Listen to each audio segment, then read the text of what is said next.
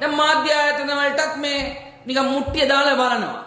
මේක කිව්වහම මම දන්නවා මඩ බලකාය විසින් අදහස එඩිට් කරලා දාන්න වීඩියෝ එක මොකද්ද කියලා දැන තමයි මම මේ කියන්නේ. හරිද? මාධ්‍ය සම්බන්ධව, මාධ්‍ය ආයතන සම්බන්ධව, මාධ්‍ය වේදීන්ගේ ක්‍රියාකාරීත්වය සම්බන්ධව අපිට විවේචන තියෙනවා. අපිට අතීතයේ විවේචන තිබ්බා. අදත් විවේචන තියෙනවා. හෙටත් විවේචන තියෙනවා. හැබැයි මාධ්‍යයට කැමරාව පෑන හැසිරවීමේ අයිතිය ලබා දිය යුතුයි. මාධ්‍ය ආයතන විසින් පෞද්ගලික අවලාද මඩ ප්‍රහාර ගෙනියනවා නම් ඒකට නීතිමය ක්‍රියාමාර්ග ගන්න ඕන තරම් තැන් තියෙනවා. යම් මාධ්‍ය ආයතනයක් මොනවා හරි වැරද්දක් කරනවා නම් TRC එකට කම්ප්ලේන්ට් කරලා වැඩක් නැහැ. මොකද හේතුව TRC එකේ ඩියුටි එක ඇවිල්ලා සංඛ්‍යාත නිකුත් කිරීම සඳහා අවශ්‍ය තාක්ෂණික ටෙක්නිකල් ඉවැලුවේෂන් එක කරලා සංඛ්‍යාත නිකුත් කරන එක. හරිද? එතකොට ඒකට අවශ්‍ය ජනමාධ්‍ය රෙගියුලේෂන් එක හදන්නේ ජනමාධ්‍ය අමාත්‍යාංශය. එහෙමනම් රෙගියුලේෂන් එක වයලේට් කරලා තියෙනවා නම් කම්ප්ලේන්ට් කරන්න ඕන ජනමාධ්‍ය අමාත්‍යාංශෙට.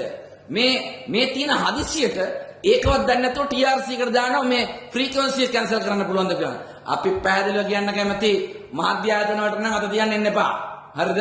ඒක හිරු වේවා, සිරස වේවා, දෙරණ වේවා, සියත වේවා, ස්වර්ණවාහිනී වේවා ඕන එකක් වේවා. හරිද? එතකොට තමන්ගේ හොරණෑවන් බවට පත් කරන, තමන්ට කඩේ යන, තමන්ට ඩෝබි රස්සාව කරන අය විතරක් තියාගන්න තමයි ඒගොල්ලන්ගේ උවමනාව. දැන් මේක මම නෙමෙයි කියන්නේ. මේක කියන්නේ අනුර කුමාර දිසානායක. 2021 7 වෙනි මාසේ 7 වෙනිදා එයා පාර්ලිමේන්තුවේ කියපු වීඩියෝ එකක් මම දාලා පෙන්නන්නම්.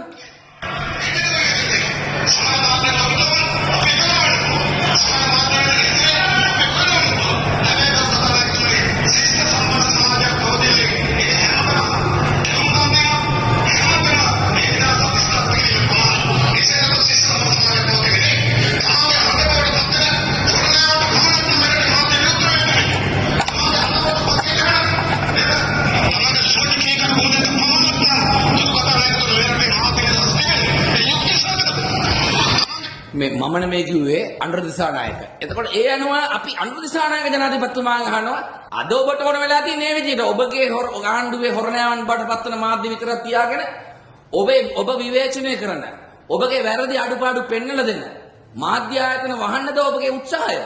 මම පැහැදිලිව කියන්න කැමති මමත් මාධ්‍ය ආයතන ප්‍රධානියෙක් හිටියට වැඩ කරා. මාධ්‍ය වේදිකයෙක් විදිහට වැඩ කරා. හරිද? මම සැරටම දේශපාලඥයන්ව ප්‍රශ්න කරව පුද්ගලයෙක්. හැබැයි අපි සීමාව දැනගෙන කරේ. දැන් සමහර දේශපාලන වැඩසටහන් බලනකොට සමහර මාධ්‍යවේදීන් හරිද කතා කරන විදිය දැක්කම මාධ්‍ය සදාචාරයෙන් ඔබට කියලා කතා කරන්නේ. හරිද? ඒගොල්ලෝ හිතන්නේ ඒගොල්ලෝ කියන විදිහට කොහොම අහන් ඉන්න ඕන කියලා ඉවරලා. Taman ප්‍රවෘත්ති වල කියපු දේවල් Tamanටම මතක නැති වෙනවා. ඒ අයව තහනම් කරන්න ඕන කියලා කවුරුත් කියන්නේ නැහැ. හරිද?